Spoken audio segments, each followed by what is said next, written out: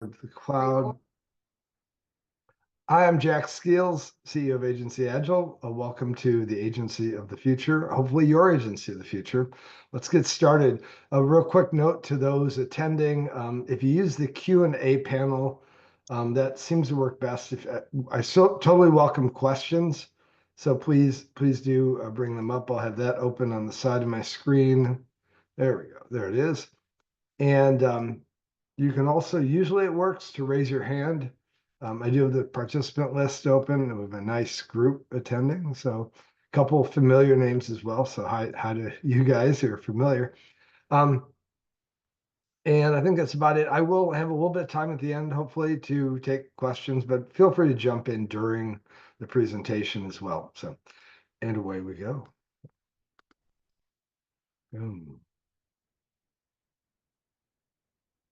Hey. This was the original Hero, and I think it reflects the better. I love the new AI generated graphic, but there's a rising tide problem, and I think it's a good way to think about the challenges that agencies face these days, and that is the sort of rising tide of competition and AI, et cetera. And the question is, where is the high ground? And agencies have always been in this mode, is like with different automations coming along, different competitors coming along. So I think it's a very relevant question if you're a CEO of an agency. Certainly the agencies I work with, the CEOs are very interested in that. A little bit of background about me. Started out in software development back in the early 80s, but head of management and technology consulting person. We won some 500 awards. There it is right there. 2 years running, 90-person consultancy that we built up. I then essentially went and I got my MBA in entrepreneurial finance and strategy, which landed me a job at Rand Corporation, the think tank, where I was for many years, and then went back for a couple of years back in 2018. Analyst then, and senior analyst, and then researcher. My main focus was on management sciences and how organizations should be configured, specifically knowledge worker organizations, especially complex knowledge worker organizations, an idea that I will untangle for you today, I promise. I did work in a couple agencies after that and realized, oh, I already learned how to fix this kind of thing, and did that, turned into essentially a consultant, and then now we have a practice where we help agencies go better, faster, and happier, and the like. I did publish a book recently. I give it a plug, not because I make money on it, because I don't. I make like $8 a month, right? But you may make money because it is a good handbook to understanding how to do things better based on all the agencies we've worked with. Apparently some other people liked it too. I'm not convinced that they actually read it, but we've actually won a 4th award. We need to update this slide. So 4 awards, I'm kind of surprised. What we do, leadership coaching. Okay, so we do direct leadership coaching, several people on our team. If you need leadership coaching, certainly you can do that. Agency advisory, which is sort of what this presentation is focused on, is some advisory and research and the like. And we also do fractional leadership support. Chief digital officer, we're just staffing something like that, chief operating officer, VP marketing roles. We can come in and do interim staffing and clean up departments and the like.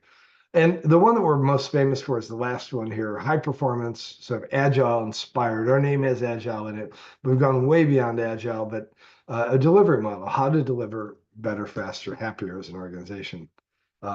I consider us, because of the number of agencies we've worked with and the breadth of work we've done, to be the sort of gold standard for agency advisory. We don't do mergers and acquisitions, which is a big topic for smaller agencies. We do pretty much everything inside the walls and reaching out to the client. In terms of, we touched all these areas multiple times over the years because we do our main work and they want us to help other things. And so we get to learn a lot. We've seen a lot. We know a lot because we've seen a lot, to paraphrase, I think, State Farm advertising, including retention, growth, and team management strategies and all that kind of thing. Actually, it's over 15 years now. I should update that on the slide. And I say here, agencies and other, I would add, complex project-driven organizations. So we do work client-side marketing organizations, and also just software development organizations. And we're working with a really cool property redevelopment company. It's redevelops massive numbers of properties, and they have a huge team coordination problem that we actually have fixed tremendously for them recently. So, all right, so let's go to this. What should be keeping you up at night? Because by the way, if you're CEO and you're not waking up at night, then you're not paranoid enough. Okay, just to paraphrase another phrase, another quote. How AI and automations will shape the market, because it's going to change the market. I'm going to take you through some thinking on this. How do I find what's my new source of uniqueness? It's the second question. Third, which should always be on your mind and probably is how to be more strategic. I'm going to give you some really cool insights on being strategic and essentially how all these pieces, and this is, you should be, how do the way I position, what my brand means, and the experience we provide to clients all contribute to competitiveness. I'm going to give you some examples of how this new landscape, an example, especially one very pointed one about how agencies can reshape themselves to prepare better for the future. One of our clients who made the journey over several years. Okay. Now, several key forces. You know the disruption of AI. Yeah, it's big, and yet it is just automation. We've had I'm old enough that I've seen at least two of these, maybe three disruptive automations go on. And of course, the .com was one, and there were ones that preceded that. Automation is always a gift and a nemesis, and business is going out of business, restructuring, reforming. This is what happens. Okay, so it's not unprecedented. It's just that people forget things that happened more than 10 years before. The way to survive these things is to think about technology always has what's called an asymmetric impact. It makes some things better, it makes some things worse, it closes some doors and it opens some others, right? And so that understanding the asymmetries is actually what you want to be focusing on. I'll talk more about these as we get into this. One of the things, and the reason I wrote my book the way I did, is that increasingly, and this is work that I did at Rand in 2018, increasingly the workplace is looking project driven, okay? And you're probably noticing this, that you tend to get, unless you're in a really continuous support mode or some optimization model, it's more and more project based. And of course, that means more competing for the work, but it also means doing things different more often and not getting similar projects. And we'll see some things that, but what this means is that the difference between what you did last time and what you do this time will be increasing, okay? And your ability to innovate and adapt are going to be key drivers. And the interesting thing is that the organizational structures that you often think are going to solve your problems in the past, and did for a while in the agency business, now increasingly become impediments to success. Okay. A new shape, and this is just the core of organizational design theory, proven, I mean, very, very well established in the world. The shape of work determines the shape of the organization. The optimal organization is shaped to fit the work, okay? So we have a new shape of work. That means we have a new shape of organization. To quote one of my mentors and longtime favorite people, I believe he passed away, and if he didn't, sorry, Joe Phelps, who had Phelps Agency, pyramids are tombs. Okay, and I'll talk about pods and squads and why they're optimal structures. And when you go to a pods and squad model, scale happens through replicating these structures, not creating more hierarchy. In fact, you can replicate pods and squads quite dramatically without adding much more hierarchy, which is very rare for agencies. The last little piece, and a lot of stuff, okay, but it's a complex problem that you're looking at, and that's why we put this out there to make you aware of the challenges and thinking you need to go through. Strategic focus, it becomes your key enabler, okay? What you're focused on, and deepening the dialogue with the client, I'll explain some ways to do that, moves you away from a commodity posture. And the shift from I'm working for the client to working with the client, which is a lot of times is just a a grammatical trick or something like that, a linguistic trick. Oh, we're going to work with you on this, but we don't, right? The working with has a very different nature to it. I'll talk a little bit more about that. Okay.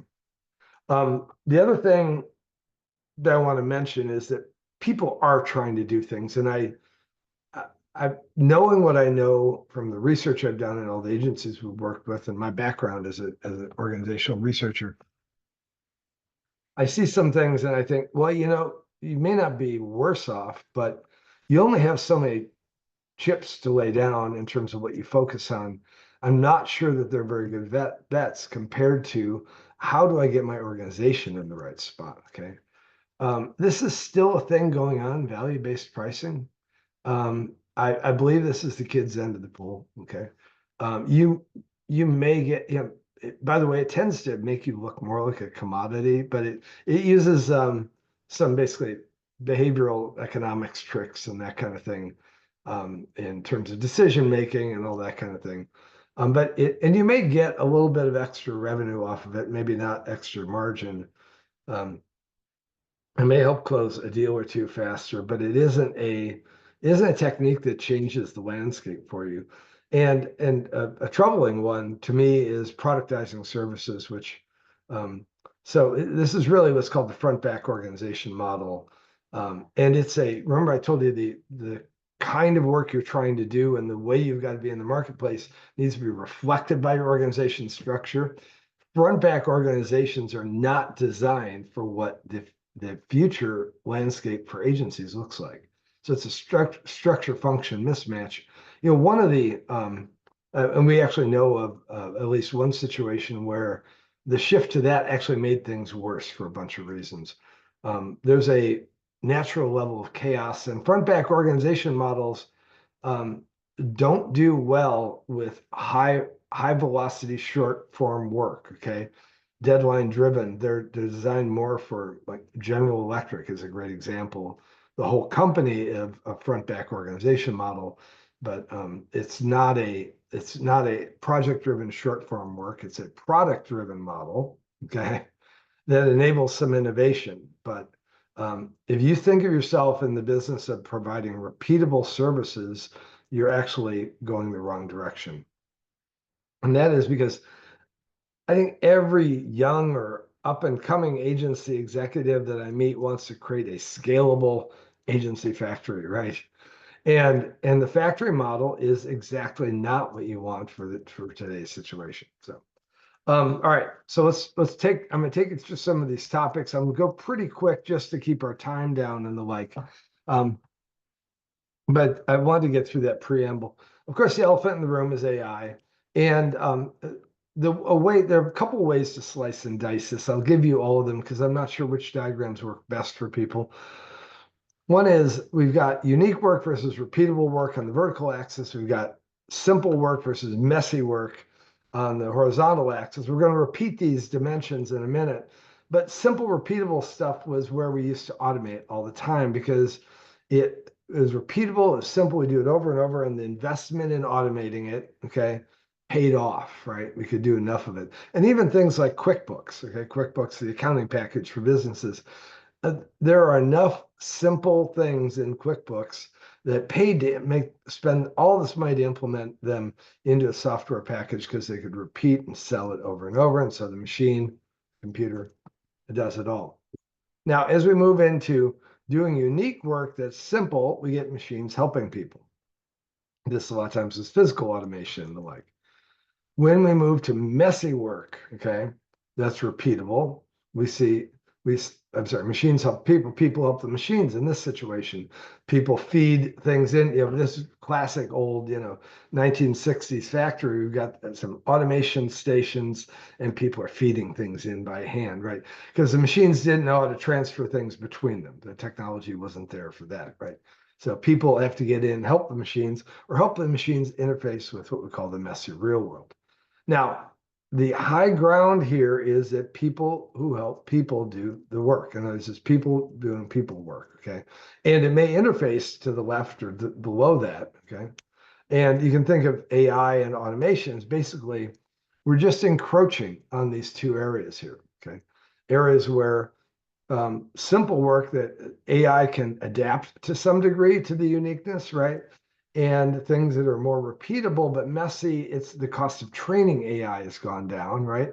And so it's easier to extend AI into new applications without having to build a whole QuickBooks package or something like that, right? So that's the opportunity. Another way to think about this is we've got on the left, we've got the messy real world. Okay, it's messy but somewhat repeatable. The messy real world is where we have to interface with things. You could think of it, for example, as we need to collect blood samples from sub-Saharan tribes or something like that. It's not an AI task. Okay, in fact, it's a tough human task to figure out how to get people to give up blood. At some point, that blood ends up in a machine, okay, in some automation. And from there, the rest of the way, it's automation with some light human supervision. But the messy real world helps to get the input for the machine. The other side of it is more like the agency side, though they're both agency sides. And this is where we're doing something creative, innovative that hasn't been done before, okay? And both ends are usually doing something we haven't done before. Okay, the hard part is when you're trying to figure out how to do it. The essentially the purpose-built standard components thing, you could think of that a little bit like that the productized service organization, but it actually isn't anyways. Purpose-built standard components actually look more like we'll do a web page. Okay, that's a purpose-built standard component, which you see AI, for example, building web pages now, right? So the question is, where's the higher ground in terms of creativity and innovation? AI can say what other brands have done, but actually guiding AI, okay, to say what this brand should do, okay, or what that looks like in a certain way, that's still a human thing. And maybe it's a messy real world, maybe it's creative, maybe it's both, okay? But this is a normal thing. This is what's been happening all along. If you, my undergrad is in industrial engineering, so I know the history of automation and technology, the industrial revolution, et cetera. So you see that pattern repeats over and over. Now, sorry, we're going to do structure enables innovation. Very important. High ground for humans doing things that aren't repeatable or haven't been done before. Okay, it's the human organization of the future. I don't know what that double quote is, but it's called the project-driven organization. This is from my book. If you want a more comprehensive read of it, I've got probably 20 pages talking about this. You've got really three epitomized organizational models. One's the factor organization, does things over and over. You've got the process organization that follows the process no matter what the input. And you've got the ad hoc organization. You can think of it sort of like this. Automotive manufacturer, fast food restaurant, go to McDonald's, get a cheeseburger, right? DMV, I want my tax preparer, my CPA to do my taxes following the process, okay? Mostly, unless there's a change to my advantage. Now, the project-driven organization is where we're doing things that haven't been done before, okay? And so you can think of automation as sort of climbing the rising water. I should put that on here. The rising tide is pushing humans out of these areas, right? The project-driven organization is intrinsically chaotic. This is a very, very important idea because chaotic organizations run differently than repetitive organizations, okay? Notice the bottom two say repetitive, the top one doesn't, okay. How about this repetitive organization?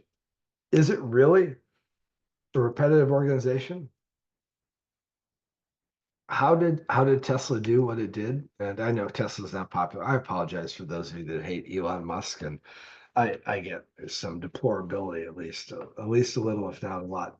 But interesting to see what Tesla did is there's a lot of automation going on there, and Tesla took people, okay, who could figure out how to pull automation to the outsides, and also people who could advance the automation inside. So the question is, their investment was not how to be an automaker, but how to transform this model to be more automated, more clever, more smart than what other automakers had done. Okay. The investment was in bring the technology to bear on old problems and processes, right? So they competed on actually, oh, sorry, there we go. Oops, sorry. Um, they are not a product-driven organization. They're a project-driven organization that happens to produce things. Okay. And granted, they get measured by what they produce, but they compete on the project-driven side. How fast can we reinvent things and actually keep ahead of the next wave of competitors and the like, right?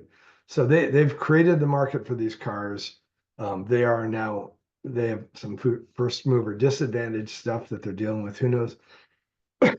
I'm not sure the whole story on what's going on with them, aside from our wacky Doge guy.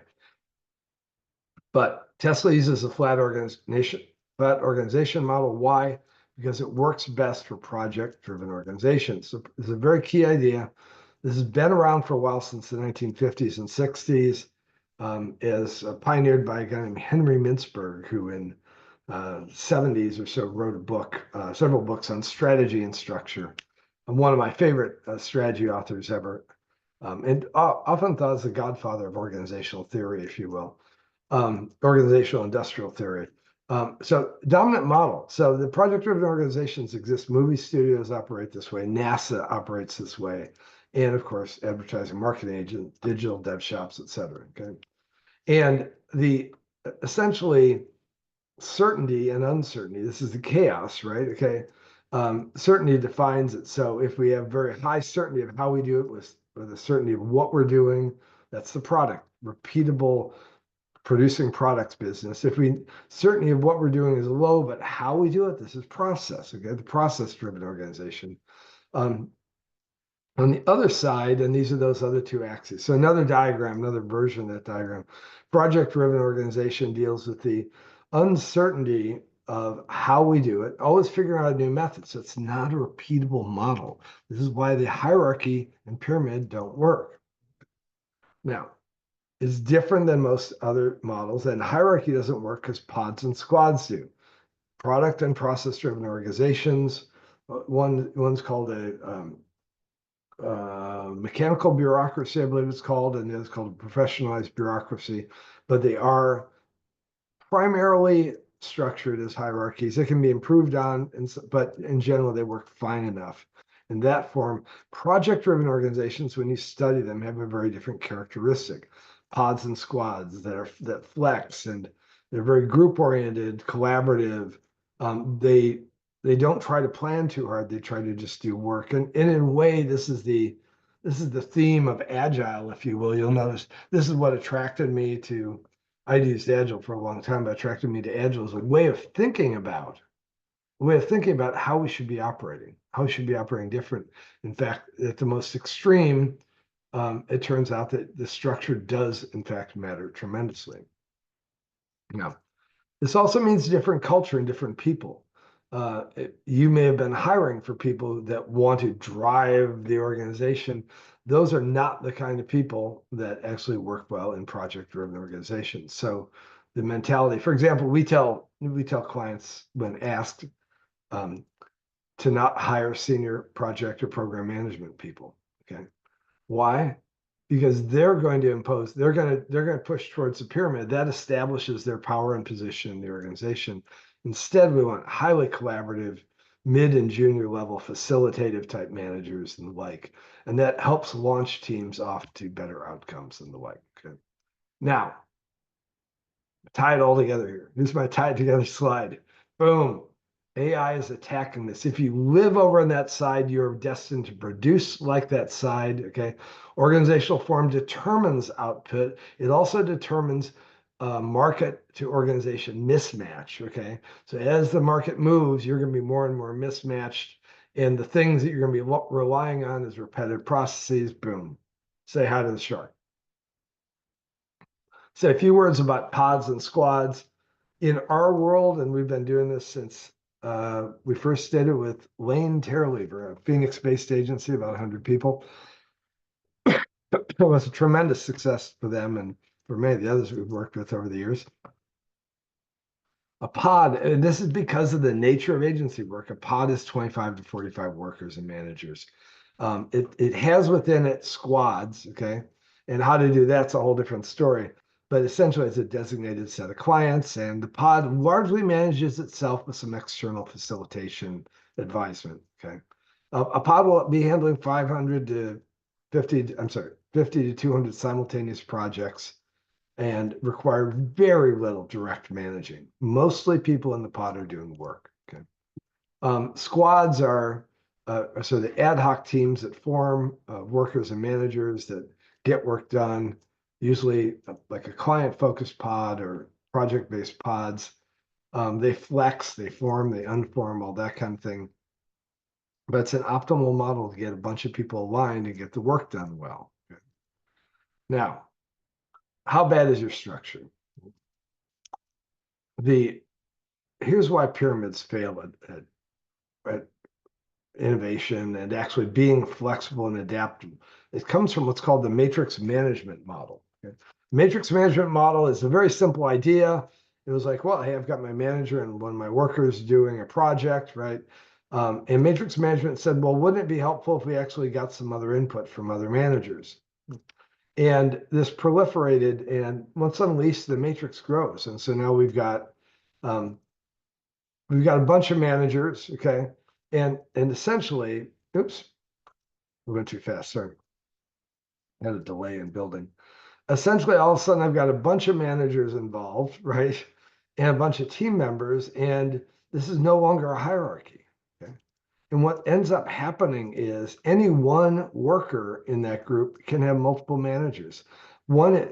Essentially, one of them is actually a true manager. Oh, got a little alignment problem there. One is actually a true manager. The other are what are called quasi-managers. And so matrix management in concept was an interesting idea. And said, let's make sure we get more managerial input and share resources better. But these quasi managers needed to actually stay in their lane and be perfectly aligned, right? And in fact, that's not what happens. And in fact, way back in the 70s, when people were trying this out, I was at Digital Equipment Corporation in the 80s. But Ken Olsen, the famous CEO of Digital, he tried it for a while, and then he realized nobody's getting anything done because everyone was talking to everyone. Okay. And it runs into several key problems, one of which is what my book is based on. More managers is not better. Okay? But nobody only has one project, and dividing people amongst multiple projects and multiple managers is actually subtracting from their productivity. Okay? So this is called the multi mess, where you end up with a situation that's the exact opposite of having a manager. I have many managers, right? And I'm on many teams, right? The net effect of this is quite severe. Okay, chaos and interruptions. Is it true? Yeah, it is true, actually. This is all I will claim credit for. I got this very early on in 2014, so it's been about 11 years. I've been just sort of gloating over the fact that what I saw happening, I actually got it almost entirely right. I mean, so if we look at this is a multi chaotic project-driven organization. And here's key functions inside of an innovation style ad hoc project-driven organization. How well people understand the work, how well teams are aligned with clients and themselves, how easily coordination happens, productive flow, how much work is getting done, right? How empowered people feel, how good they feel about it, and actually that tiny little thing called productivity. Right? Now, by the way, I'm going to show you a slide in a minute right after this. There's a webinar where I go through this in excruciating detail. It's on demand on our website. It's called Why Agencies Become Crazy Places to Work. It describes this. But what happens is that I'm going to do this real quickly.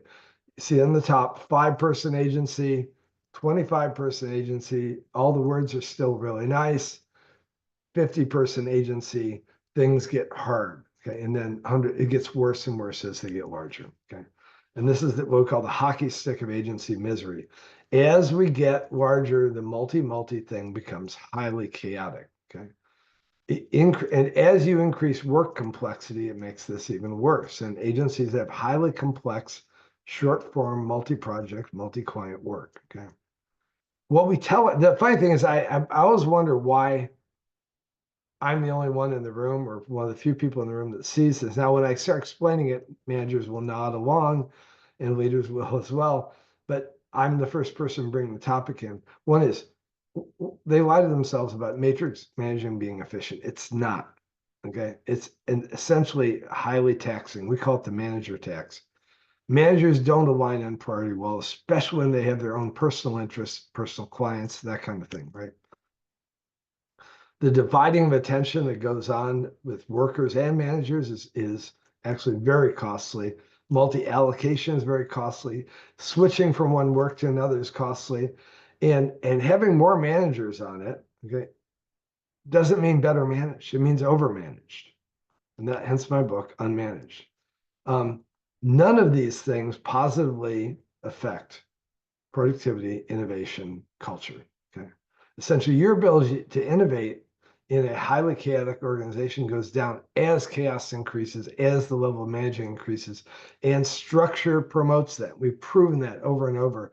By destructuring agencies, they actually get better. Moving out of the pyramid into pods and squads, agencies get better. We've done this over and over, multiple agencies.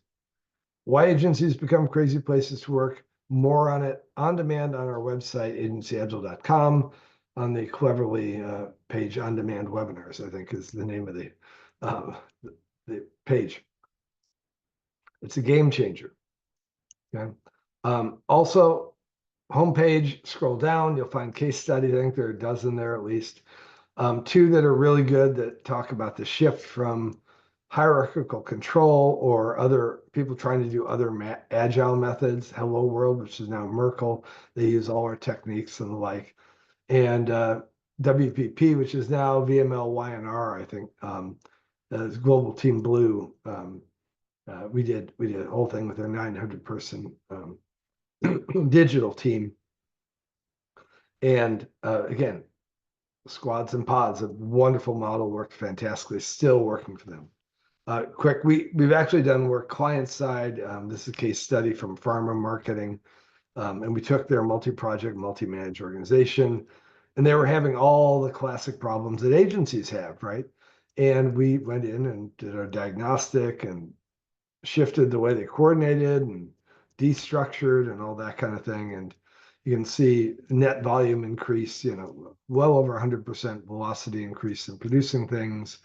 And this is a post survey of all the stakeholders involved, and you can see much improved process in terms of efficiency, people following how it operates, et cetera. This is a dream for any operating officer, chief operating officer in any agency, is to get these kinds of numbers going on.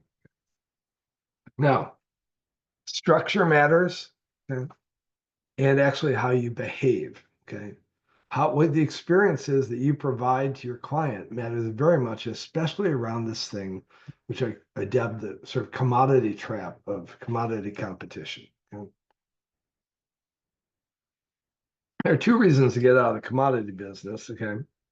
One is AI is going to take over the commodity services. The other is that there's no margin in commodity unless you are the lowest cost provider, which means you are the lowest cost provider for now, right? I'm going to do a half hour on this. I'm going to do 10 minutes now, but a half hour on this at the 4As. If you're a 4As member, I encourage you to sign up. Sign-ups are open. It's filling up really quickly, I heard. I'm speaking on June 4th on this topic, these slides and a few more that I'm about to use. And I'm going to pull out my researcher thing here. Let's talk about commodities. So what's the opposite of being a commodity? It's actually having a strategic relationship, right? Transactional versus strategic, transactional versus relational. Transactional duration means what's the probability that they're going to buy from me again? If I have a strategic relationship, the probability that they're going to buy from me again is very high. I have a long transactional duration, multiple times that they buy from me, multiple times I stay engaged. Short is, you want to buy it, here it is, right? It turns out when you study this stuff that transactional duration is actually driven by, okay, correlates with and is driven by the buyer's perception of your strategic depth, okay, both of the seller, you, okay, and what you're selling, okay. So you want to show up with something that's very valuable and also actually be very strategic in the way that the experience that you provide for this, okay? A very simple way to think of is commodity selling focuses on the attributes, and strategic selling focuses on what we call the relationship, the relational components, right? Now, I'll give you a quick test, okay? Two sets of cans, right? Diet Pepsi and industrial lubricant both sound like commodities, right? Wrong, okay? In fact, Diet Pepsi is a commodity. I'll explain why. And industrial lubricant almost always is a strategic purchase. Okay, even though it's a bulk product, it's still strategic, and it's very interesting, right? And one of the dimensions is if you run out of Pepsi, no problem. Okay, I'll drink a Diet Coke, right? Run out of industrial solvent, the factory stops. Okay. So there are a whole bunch of dimensions that determine whether what you're selling is strategic. Now, the interesting thing is there's also the way you sell it and the way you deliver it, okay, can influence the buyer's perception of how strategic you are, okay? And the less they'll think of you as a commodity. Since you're in the service business, you're not selling cans of anything, okay? But you're selling a service. So what we want to look at is if I'm selling and trying to deliver and win the client's heart and have long duration, okay, what do I do? And so we've got the center of this, the center column here is the attribute I'm going to talk about. The left side is what it looks like if I want to be a commodity. The right side is if I don't want to be a commodity. I want to be strategic. The reason that the purchase rationale, the reason the client should be buying from you, if you want to talk about price and features, you look like a commodity. The client thinks of you as a commodity. If you talk about ROI and value created, and there are many forms of value, but if you're in that space and tying what you're delivering to those elements, okay, then you sound strategic. In other words, they would tend to want to do more work with you. This is the needs orientation. What need am I satisfying? This is a different thing, okay? If I'm satisfying a need for a specific thing, a very specific thing, 12-ounce can of Diet Pepsi, right? Then I'm a commodity. If I'm actually satisfying a need for some personal relational component, like we're going to make you feel relief and happiness about life when you drink this soda, okay, that's a buyer personal, okay? And you know, brands do this all the time. It's the Pepsi feeling or whatever. I forget what the taglines are these days or have been. But Coca-Cola is famous about what like to teach the world to sing, right? All being strategic. What's the zeitgeist? Our product gives you the zeitgeist, not a beverage, right? Now, forward investment, very interesting topic. Like I said, I'll talk a lot more about it at the 4A's thing. But the basic idea is making an investment on behalf of the client in advance of them asking for it or even knowing that they need it. And there are many ways to do this, but I'll give a real simple example. When I ran Sapiens Los Angeles office, we invested a 5-figure number in some internal work to come up with 10 ideas for a cruise line client that we had and put them up on the wall and had the people who developed them walk the client through it. And they bought a 6-figure number worth of those ideas from us. But more important, at the end of that session, they said, this is what we want an agency to be for us. We want the agency, that's again strategic, we want the agency to be thinking out in advance, to making those investments, to thinking about our problems and the like. A lot of different ways to do that one as well. Here's one agencies get tremendously wrong. The breadth of connections between the buyer and seller, okay? Most agencies use a very narrow single point of contact model. I've got my key account person who's going to keep the client contained and that kind of thing. And that's actually more unstable than having a multi set of connections.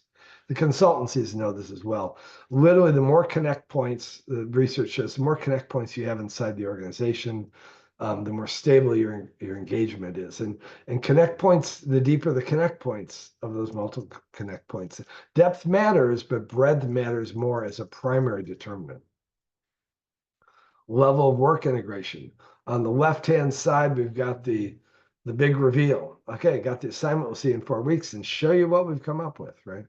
On the right-hand side, it's okay, we'll be in there Tuesday, and we're going to work with your team to start crafting some ideas and making sure we're getting everything right.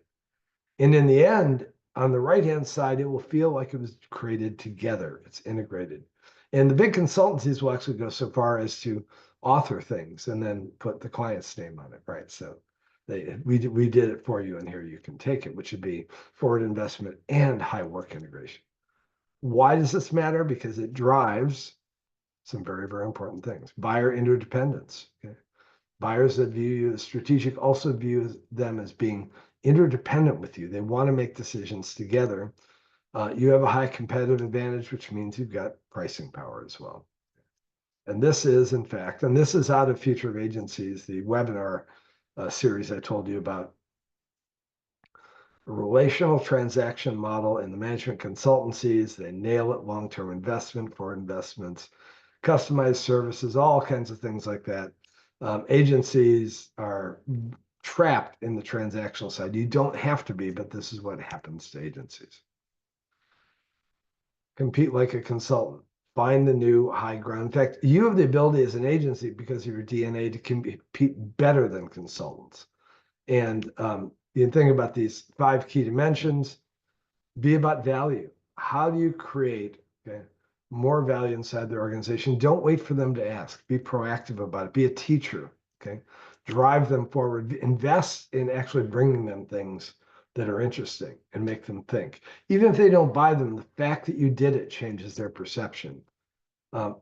Get your people there. Don't make it about tip of the spear, senior account person and creative director like I used to do at Sapient. Make it about the team and be a partner. Okay? Work together, help them plan a roadmap, teach them techniques about how to actually do what they do better, because you do the same challenges you're running into, they are running into. How do I become a more agile, if you will, nimble, innovative marketing organization? You can show them what it takes to do, how to do that kind of thinking and planning and the like. Real quick case study. Boy, I've sure talked this storm up. Hopefully valuable to you guys. An agency called Future Friendly, used to be called Mentally Friendly. I first started working with them in 2014. We helped them implement the pods and squads model and the like. And shortly after, I mean, probably 3 years after, 4 years after, they shifted to a squads centric model, getting rid of pods, and really became a sort of fixed price experience design shop, where you just buy a team of people and they just go at like a big problem and try and chip away. It's very sort of agile in that way, right? But they become amazing at actually figuring out how to solve complex problems and the like, because they were harnessing the amazing power of squads to tackle innovative things. And they're hiring like basically very smart junior people and really strong mid-level people, and avoiding like the ultra senior folks. Okay, so you got a lot of fresh thinking and a lot of energy in those teams. They renamed, did a couple of small acquisitions, broadened their scope, and actually moved into public sector policy work, which is an area where they were competing against behemoth style transformation consultancies that were just going slow and all hierarchical and stuff like that. And they could just crank through policy problems really quickly. They were purchased in 2023 by Ernst & Young. Now they're Future Friendly EY. Amazing transition of them shifting to all of the things that I talked about in this presentation, how to get more into your client's business and bring your people in and bring them new ideas and make that a fundamental part of your model. All right, some final real quick comments. We can do, if you're curious, the future of your agency workshop, and we've got stuff on the website about that. High ground is innovation, messy real world. Get rid of the hierarchy. Competitive advantage is still scale, but scaling pods and squads, not scaling pyramids. Okay. And engaging in a messy and innovative way, the more you get in your client and engage with them, the better off you're going to be. It's counterintuitive to a lot of agency folks, but the old agency model is dead, in fact. Now, there are a whole bunch of key strategy variables. We'll have a link available to this webinar, obviously, because I recorded it. I'm not going to go into, these are some of the dimensions we talk about in the workshop and work through with you and everything like that. And there's actually more on culture. I just stopped writing There's mission, vision, values alignment, because you want to really realign the culture to where you're going and the structure you're going to, et cetera. We do have a CEO advisory service. This is our hottest offering these days. We're fairly busy these days, but for about 4K, you can get our attention. We can do some diagnostic workshops with you and start talking about what's next for your organization, what we can fix, what we can make better. And I already went through these slides here. So I'll pause. We got a few minutes left before the top of the hour and see if anyone has any questions. Hopefully helpful and informative to you guys. You can use the Q&A panel. I'll bring up participants here too. If you want, you can raise your hand. Also, if you have a question, I can turn your microphone on. To also stop the recording.